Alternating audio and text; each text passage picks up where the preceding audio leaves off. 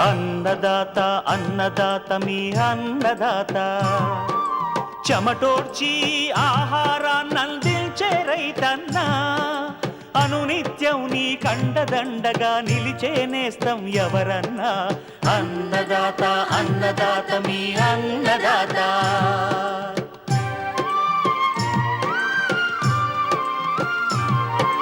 నూతన రీతుల సాగుబడికి, నూరింతలు పెరిగే దిగుబడికి సూచనలిచ్చే సస్య రక్షణకు, పశు పోషణకి శాస్త్ర విజ్ఞానం అందించి ముందుకు నడిపే తెలుగు రైతు భారతదేశానికి మకుటం అయ్యేలా తీర్చిదిద్దే ఆశయంతో మిమ్ము మేలు కొలిపేది అన్నదాత.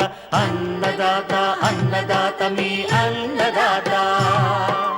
అన్నదాత అన్నదాత మీ అన్నదాత. అన్నదాత ప్రేక్షకులకు నమస్కారం. ఈనాటి ముఖ్యాంశాలు: చెత్త నుంచి సంపద సృష్టిస్తున్న విజయవాడ వాసి,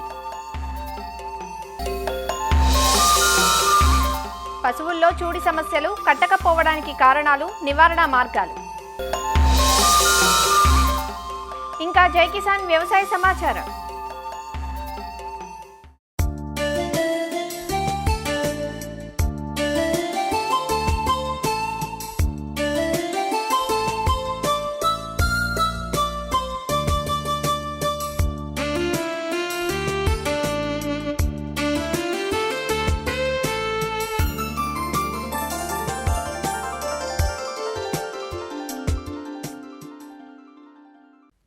చెత్త యాజమాన్యం ఈ మధ్య కాలంలో ప్రభుత్వాలకు అతి క్లిష్టమైన సమస్యగా మారుతోంది.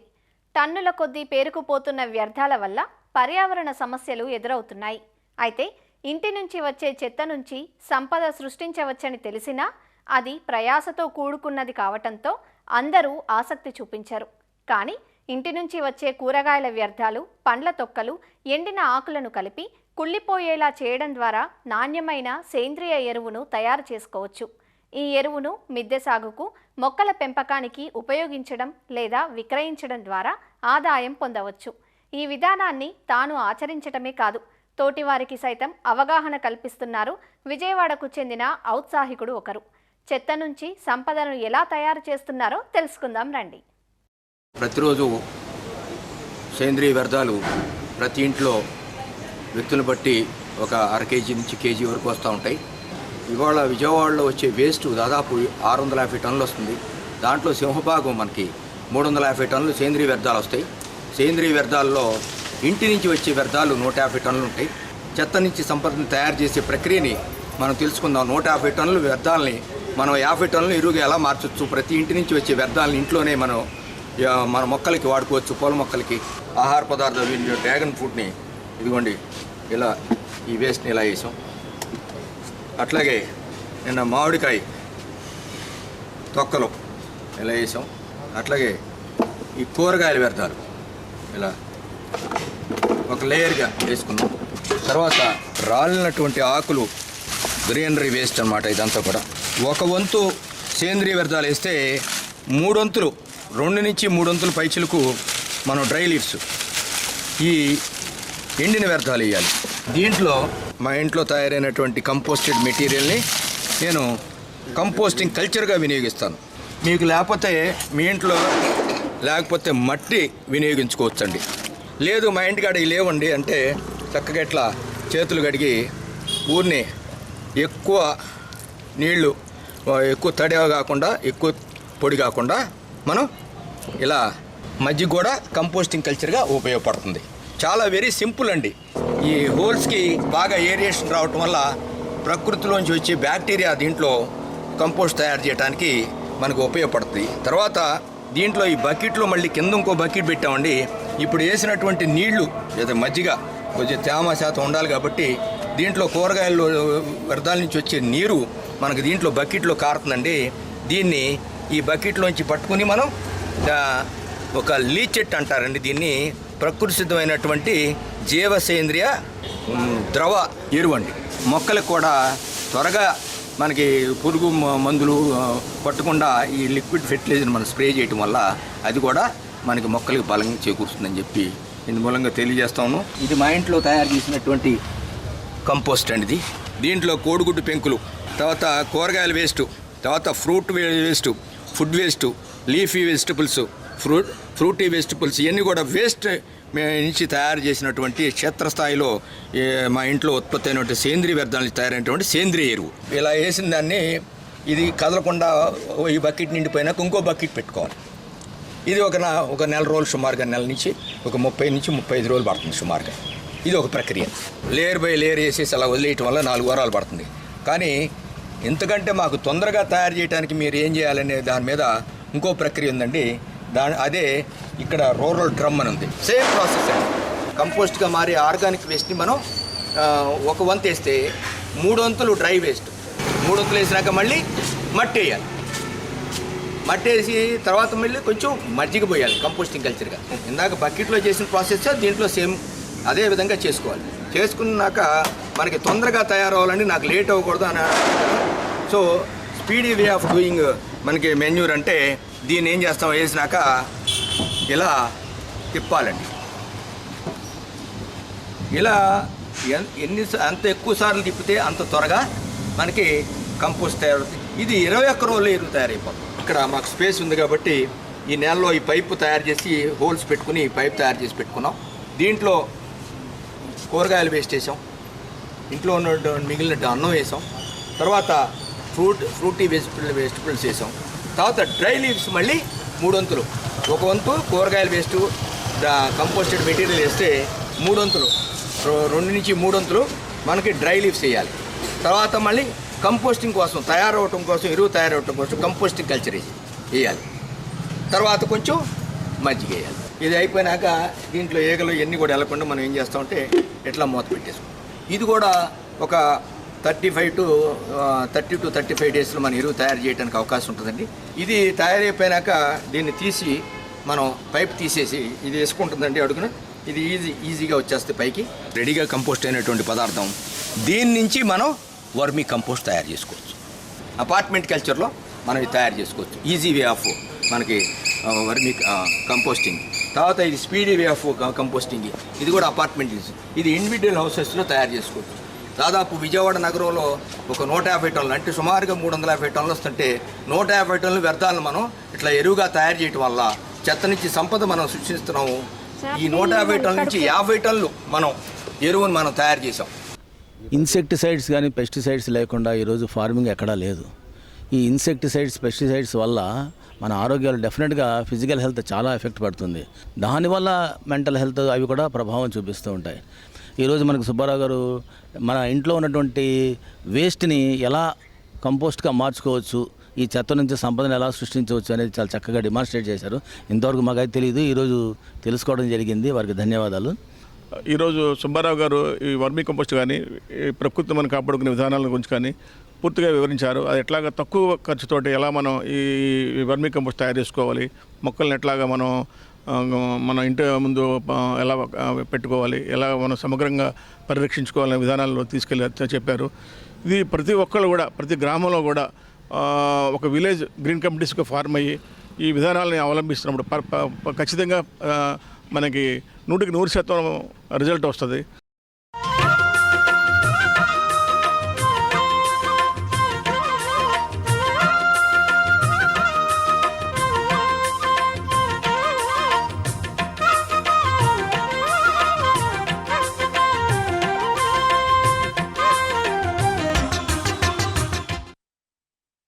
ఏడాదంతా పాలు, ఏడాదికొక దూడకు జన్మనిచ్చినప్పుడే పాడి పరిశ్రమ లాభదాయకంగా ఉంటుంది. ఒక పాడి పశువు తన జీవిత కాలంలో మొదటి 10 ఏళ్లలో కనీసం 5-6 ఈతలనిస్తే ఆ పశువు ఉత్పాదకత బాగుందని అర్థం. అయితే ఒక్కోసారి అనేక కారణాల వల్ల ప్రత్యుత్పత్తి సమస్యలు ఎదురవుతుంటాయి.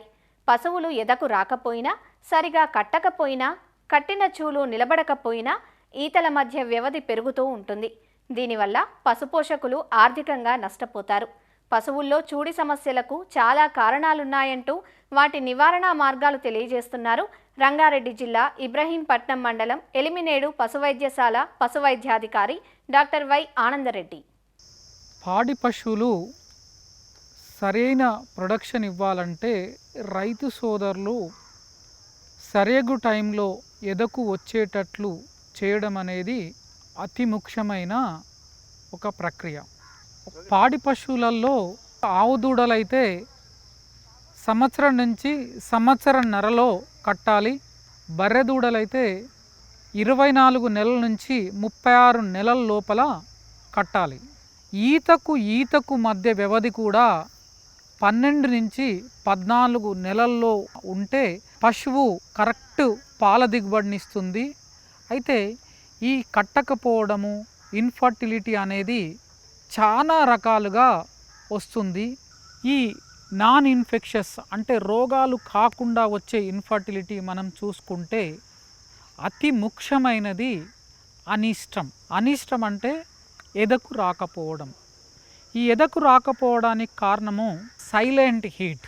అంటే పశువు ఎదకు వస్తుంది కానీ ఎద లక్షణాలు బహిర్గతంగా అంటే రైతుకు కనపడేటట్లు రాదన్నట్టు. దీన్ని సైలెంట్ హీటు, మూగ ఎద అని అంటారు.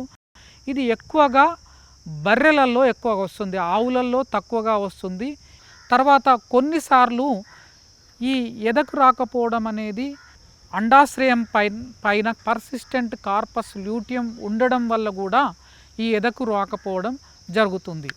అలాగే న్యూట్రిషనల్ ఎదకు రాక అంటే పశువులలో సరియగు పోషణ లేకపోవడం వల్ల కూడా ఎదకు రాకపోవడం జరుగుతుంది. తర్వాత ఇన్ఫెక్షస్ కాజెస్ అంటే రోగాల ఉదాహరణకు కొన్ని పశువులు పొదుగువాపు, తర్వాత HSBQ, తర్వాత కొన్ని ట్రిపనోజోమియాసిస్, బెబీసియోసిస్ లాంటి రోగాలు వచ్చినప్పుడు పశువులలో రక్తహీనత రావడం జరుగుతుంది.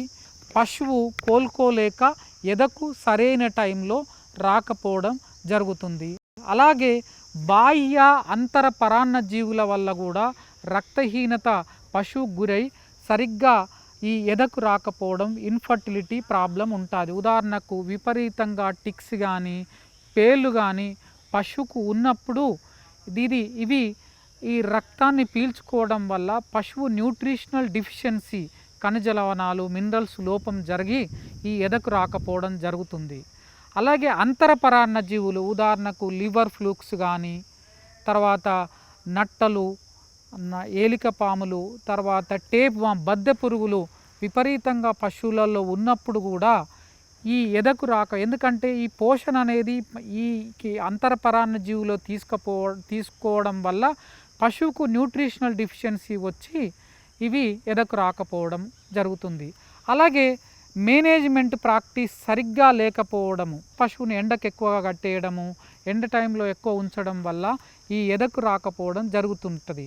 తర్వాత ఓవర్ క్రౌడింగ్, ఒకటే షెడ్లో చాలా ఎక్కువ పశువులు ఉండడం వల్ల పశువు స్ట్రెస్కి గురైనప్పుడు శరీరంలో కార్టిజాల్స్ విడుదల కావడం వల్ల కూడా ఈ ఎదకు రాకపోవడం అనే సమస్య వస్తుంది. తర్వాత ఈనేటప్పుడు సరైన యాజమాన్య పద్ధతులు తీసుకోకపోవడం వల్ల కూడా పశువు యొక్క గర్భసంచి కానీ ఇట్లాంటి ఇన్ఫెక్ట్ అయ్యి డిలేడ్ ఓవులేషన్ వల్ల వచ్చే సమస్యలు అన్నట్టు. అలాగే కొన్ని టెక్నిక్ ఫాల్ట్ వల్ల కూడా పశువు వందెత్తంలోకి వెళ్ళిపోయే అవకాశం ఉంటుంది. జనరల్గా పశువు ఒకసారి పొర్లితే 50% కట్టాలి. 50 నుంచి 60% పశువులు, 10 పశువులకు సెమనేస్తే 6 పశువులు కట్టాలి.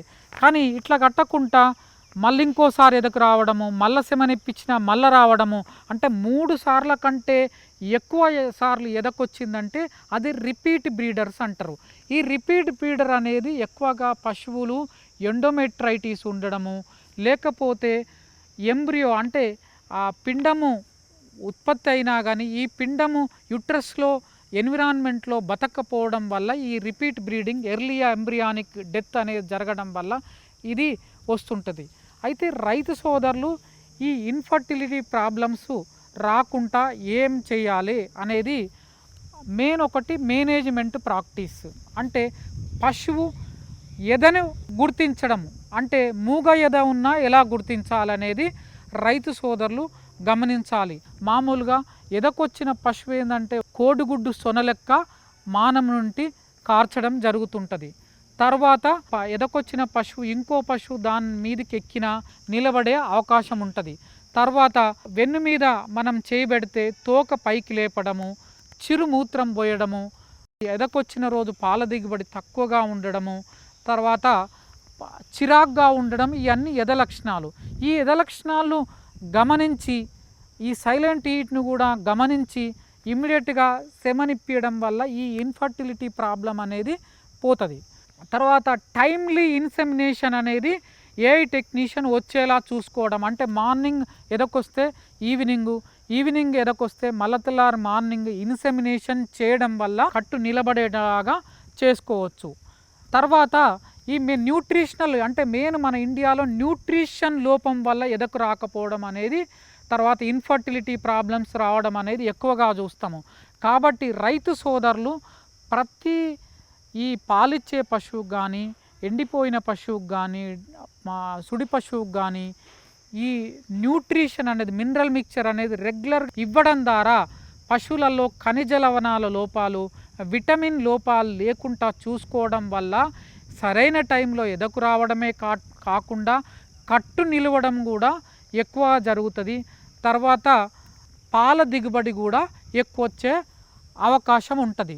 తర్వాత బ్యాలెన్స్డ్ రేషను అంటే పశువుకు సరైన మోతాదులో పచ్చిగడ్డి, దాన, తర్వాత ఖనిజ మిశ్రమాలు, తర్వాత ఎండుగడ్డి, తర్వాత ఉప్పు ఇవ్వడం ద్వారా దానికి ఎంతైతే పోషణ అవసరమో అంత బ్యాలెన్స్డ్ డైట్ ఇవ్వడం ద్వారా ఈ ఎద సమస్యలను, ఇన్ఫర్టిలిటీ సమస్యలను మనం నివారించుకోవచ్చు.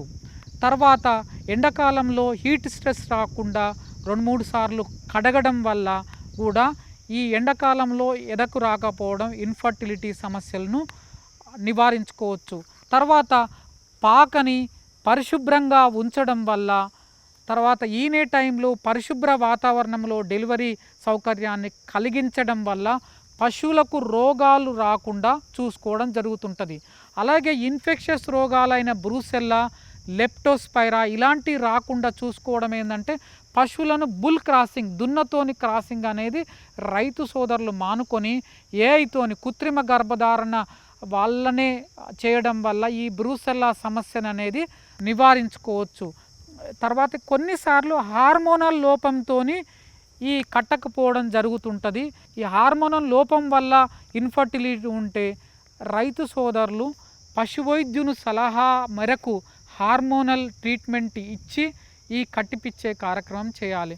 కొన్నిసార్లు జెనెటిక్ అబ్నార్మాలిటీతోని ఏదో ఇన్ఫర్టిలిటీ అనే సమస్య వస్తుంది. గర్భసంచి చాలా తక్కువ పెరగడము, లేకపోతే అండాలు సరిగ్గా లేకపోవడము, ఇట్లాంటివి ఉంటే మాత్రం ఆ పశువుని అది దాదాపు కట్టే అవకాశం దాదాపు ఉండదు. అలాంటి పశువు ఉంటే తీసివేయడం మంచిది.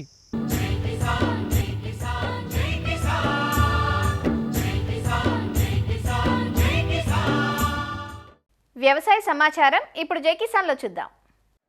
కొబ్బరి సాగులో సరైన తోడ్పాటు లేక భద్రాద్రి కొత్తగూడెం జిల్లా కొబ్బరి రైతులు ఆందోళన చెందుతున్నారు. తెలుగు రాష్ట్రాల విభజన అనంతరం కొబ్బరి అభివృద్ధి బోర్డు విజయవాడలో ఏర్పాటై తెలంగాణలో కనీసం ప్రాంతీయ కార్యాలయం కూడా లేకపోవడంతో రైతులు ఇబ్బంది పడుతున్నారు. గత 4 ఏళ్లుగా ఖమ్మం జిల్లా రైతులకు ఎలాంటి రాయితీలు, సూచనలు అందడం లేదు. జిల్లాలోని రైతుల పోరాటం అనంతరం కొత్తగా కొబ్బరి తోటలు వేసుకునే రైతులకు విజయవాడలోని కొబ్బరి బోర్డు ద్వారా ఎరువులు, బిందు సేద్యం ఏర్పాటుకు రాయితీలు దక్కాయి. బోర్డు తరపు నుంచి సబ్సిడీ కింద హెక్టారుకు 42,000 రూపాయలు ఎరువుల కింద మంజూరు కాగా మొదటి విడతలో 21,000 రూపాయల విలువైన ఎరువులను అందించినట్లు వివరించారు. అయితే కనీసం జిల్లాలో బోర్డుకు సంబంధించిన కార్యాలయం ఏర్పాటు చేస్తే రాయితీల గురించిన సమాచారం తమకు చేరువవుతుందని వీరంతా కోరుకుంటున్నారు. మాకు కొబ్బరి బోర్డు నుంచి సబ్సిడీలు ఇచ్చారు. ఈరోజు మేము ఈ సబ్సిడీలు అందుకోవటానికి ముఖ్య కారణం ఆల్పాటి రామ్మోహన్ రావు గారు, కొక్కిరిపాటి పుల్లయ్య గారు. వీళ్ళ ఇరువురు గత 4 సంవత్సరాల బట్టి అవిరాళ కృషి చేయబట్టి ఈరోజు హెక్టార్కి 42,000 రూపాయలు సబ్సిడీని మొదటి విడతగా 21,000, మొదటి విడత 21,000లో జిప్సం, నీమ్ కేకు, తర్వాత ఆర్గానిక్ పొటాషు. ముఖ్యంగా చెప్పాలంటే తెలంగాణ, ఆంధ్ర రాష్ట్రాలు విడిపోయేటప్పుడు ఆ రోజున్న పాలకుల యొక్క నిర్లక్ష్యం వలన మన హైదరాబాదు హెడ్ క్వార్టర్లో ఉన్న కొబ్బరి బోర్డును తీసుకెళ్ళి ఆంధ్రాలో అయిన విజయవాడలో పెట్టడం అయింది. కానీ ఈ రోజు వరకు ఫీల్డ్ ఆఫీసర్ కాదు కదా, ఫీల్డ్ మ్యాన్ కూడా కొబ్బరి తోటకి లేడు. ఇది చాలా విచారించదగ్గ విషయము. కొబ్బరిలో రకరకాల సమస్యలు ఎదుర్కొంటే దీనికి చెప్పే నాదుడు లేడు. అశ్వారావుపేట, దమ్మపేట మండలాలలో కొబ్బరి డెవలప్మెంటు బోర్డు కాకపోయినా కనీసం ఒక ఆఫీసుని ఏర్పాటు చేసి ఆఫీసర్ని కనుక నియమించినట్లయితే ఇక్కడ కొబ్బరి రైతులకు చాలా ఉపయోగంగా ఉంటుంది. ఈ గ్రామంలో మాకు 12 ఎకరాల కొబ్బరి తోట ఉంది. ఈ కొబ్బరి తోట వేసి కూడా 5-6 సంవత్సరాలు అయిందండి, 7 సంవత్సరాలు అయింది. ఈ 7 సంవత్సరాల్లో ఈ గత 2 సంవత్సరాల నుంచి కొంచెం ఈ వైట్ ఫ్లై అని అదని ఇదని ఇలాంటి సమస్యలు ఎదుర్కొంటున్నామండి. మాకు ఈ కొబ్బరికి సంబంధించి గత 3 సంవత్సరాల నుంచి మన ఆలపాటి రాము గారు, పుల్లయ్య గారు దీని మీద పోరాటం చేసి పలాస తీసుకెళ్లారండి. అలాగే ఇటు అంబాజీపేట తీసుకెళ్లారు. దీని మీద అవన్నీ చూపించి తీసుకొచ్చి ఈ విధంగా వేస్తే బాగుంటుందంటే దాన్ని బట్టి ఇక్కడ రైతులు కూడా కొంతమంది ముందుకు వచ్చి ఒకళ్ళని చూసి ఒకళ్ళు కొబ్బరి వేసారు. ఫామ్ ఆయిల్ డిమాండ్లో ఉన్న కొబ్బరిని వేసుకుని ఎదురుగా తీసుకొస్తున్నారండి. కాకపోతే ఈ కొబ్బరి మీద మనకి సరైన అవగాహన చెప్పి దీని మీద వైట్ ఫ్లై వచ్చినా ఇదిగో ఈ టైపు వైట్ ఫ్లైలు వస్తున్నాయండి. అలాగే పిండి రాలిపోవటం ఒకటి, ఇలాంటి చిన్న చిన్న సమస్యలు ఉన్నాయండి. ఈ సమస్యల మీద కూడా మనకి అది ఏం వేస్తే బాగుంటుంది దాని గురించి మనం తెలుసుకోవటానికి కొంచెం ఇబ్బంది అవుతుంది. కరెక్ట్ అయిన ఆఫీసరు మనకి కరెక్ట్ అయిన అడ్రస్ తెలియకండి. ఖమ్మం, కొత్తగూడెం జిల్లాల్లో సుమారు 6,000 ఎకరాల్లో కొబ్బరి సాగవుతోంది. అత్యధికంగా అశ్వారావుపేట, దమ్మపేట మండలాల్లోనే కొబ్బరి తోటలు ఉన్నాయి. కొబ్బరి సాగుకు సంబంధించి ఎలాంటి సహకారం, సూచనలు అందకపోవడంతో చాలా ఇబ్బందులు పడాల్సి వస్తోందంటూ వాపోతున్నారు. ఆయిల్ పామ్ సాగుకు అందుతున్న రాయితీలు కొబ్బరికి కూడా అందించాలంటూ కోరుతున్నారు. గతంలో కొబ్బరి బోర్డు నుంచి ఇక లోకల్లో రీసెర్చ్ సెంటర్ ఒకటి ఉండేది. ఈ రీసెర్చ్ సెంటర్ ఏదైతుందో ఆ రీసెర్చ్ సెంటర్లో కొబ్బరికి సంబంధించినటువంటి డెవలప్మెంట్ ఈ కాలంలో చాలా పరిమితమై ఉంది. ఇక్కడ ఆఫీసర్ లేదు. దీని మీద మేము విజయవాడలో ఉన్నటువంటి హెడ్ ఆఫీస్ ఏదైతే ఉందో హెడ్ ఆఫీస్కి వెళ్ళి ఆనాడు ఉన్న ఆఫీసర్లను మేము రిక్వెస్ట్ చేసాం. కాకపోతే తెలంగాణ అంతా ఆయిల్ ఫామ్ ఉంది, కొబ్బరి లేదని చెప్తున్నారు. కానీ కొబ్బరి వాస్తవంగా వాళ్ళ లెక్కల ప్రకారం 500 ఎకరాలు చూపిస్తున్నారు హార్టికల్చర్లు. కానీ ఫిజికల్గా మేము ఎంక్వైరీ చేస్తే వచ్చిన లెక్కలు ఏంటంటే సుమారుగా 5,000 ఎకరాలు ఉంది. దీన్ని మొత్తం రికార్డ్ చేసి మేము ఆయిల్పేట హెడ్ ఆఫీసు, మన కొబ్బరి బోర్డు హెడ్ ఆఫీసు విజయవాడ తీసుకెళ్ళిన తర్వాత అధికారులు వెంటనే స్పందించి 2 సదస్సులు ఇక్కడ ఏర్పాటు చేయడం జరిగింది. ఆ సందర్భంగా జరిగిన పరిణామ క్రమంలో ఇవాళ కొబ్బరికి వచ్చినటువంటి కోట్లాది రూపాయలు సబ్సిడీలు ఏవైతే ఉన్నాయో తెలంగాణకి అవి వర్తింపజేయలేదు. కారణం ఏంటంటే కొబ్బరి లేదనేటువంటి సాగుతోటి ఆ బడ్జెట్ ల్యాప్స్ అయినాయి. కానీ ఈ కాలంలో వచ్చినటువంటి డిప్యూటీ డైరెక్టర్ మంజునాథ్ రెడ్డి గారు, అట్లాగనే వేగువాళ్ళు ఉన్నటువంటి రీసెర్చ్ ఆఫీసర్ రఘువత్తమ గారు ప్రత్యక్షంగా తోటలు చూసి వెళ్ళి సెంట్రల్ గవర్నమెంట్ ఉన్నటువంటి బడ్జెట్లో కొబ్బరికి సంబంధించి ఒక 70 లక్షల రూపాయల వరకు మంజూరు చేయించగలిగారు. తద్వారా ఇవాళ అశ్వారావుపేట, దమ్మపేట రైతులకి ఇవాళ హెక్టార్కి వచ్చేసి 42,000 రూపాయలు ఫెర్టిలైజర్స్ మేము ఇప్పించడానికి మా రైతు సంఘాలు పోరాటం వలన ఈ ఫలితాలు సాధించాం. మొత్తంగా ఇప్పుడు భవిష్యత్తులో ఇక్కడ ఖచ్చితంగా కొబ్బరి అనేటువంటి దానికి ఒక బోర్డు అనేది అవసరం.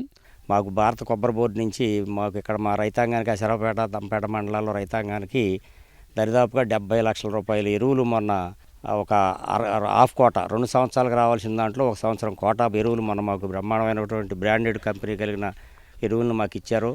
మేము చాలా రైతాంగం ఈ విషయంలో కొబ్బరి బోర్డుకి కృతజ్ఞతలు తెలుపుతూ, అలాగే దానికోసం నిర్విరామంగా ప్రయత్నం చేసి మాకు ఈ ఎరువులు తెప్పించినందుకు కొగిరిపాటి పొల్లయ్య గారికి కూడా మా అశ్వారావుపేట రైతాంగం తరపున కృతజ్ఞతలు చెప్తున్నానండి. ఇప్పుడు కొబ్బరి పంట అనేది మాకు ఈ ఏరియాలో ప్రధానమైంది. ఇక్కడ గ్రౌండ్ వాటర్ బాగా ఉంటుంది. మే నెలలో కూడా వాటర్ తగ్గకుండా నీళ్లు అవుతాయి. కొబ్బరిలో అంతర పంటలు వేసుకోవడానికి కూడా బాగా అవకాశం ఉంది. మాది ఇక్కడ రెడ్ సాయిల్ ఇది. 25 సంవత్సరాల నాడే కోకో వేసాం. కోకోకి దగ్గరదాకా ఎకరానికి 1 లక్ష రూపాయలు కొబ్బరి కాకుండా మాకు ఆదాయం తీసుకుంటున్నాం. అలాగే ఇప్పుడు గత 5-6 సంవత్సరాల నుంచి ఒక్క కూడా వేస్తున్నాం. ఇక ప్రధానంగా ఇక్కడ ఎక్కువ పామాయిల్ ఉంది. ఇప్పుడు వరకు పామాయిల్ ఫ్యాక్టరీలు ఉండటంలో పామాయిల్ వైపే ఉన్నారు రైతాంగం. ఇప్పుడే కొబ్బరి వైపు మళ్ళుతున్నారు. మా కొబ్బరి రైతుల గురించి ముఖ్యంగా మీ ఈటీవీ వాళ్ళు మా కొబ్బరి బోర్డు గురించి, మా పోరాటం గురించి మీరు వీడియో ద్వారా మొత్తం లోకానికి తెలియపరచినందుకు మీకు ఈనాడు టీవీకి రైతుల తరపున మరీ కృతజ్ఞతలు తెలియపరుస్తున్నానండి. కొబ్బరి నర్సరీల పెంపకానికి సహకారం అందించడంతో పాటు కొబ్బరి బోర్డుకు సంబంధించిన ఒక ప్రాంతీయ కార్యాలయం ఏర్పాటు చేస్తే తమకు ఎంతో ఉపయోగకరంగా ఉంటుందంటూ రైతులు కోరుతున్నారు. మరిన్ని విభిన్న అంశాలతో రేపటి అన్నదాతలో మళ్ళీ కలుసుకుందాం. నమస్కారం. అన్నదాతలు తమ సందేహాలు సమస్యలను 1-800-425-4085 టోల్ ఫ్రీ నంబర్లో ఉదయం 10 నుంచి 11 గంటల మధ్య పని దినాలలో సంప్రదించగలరు.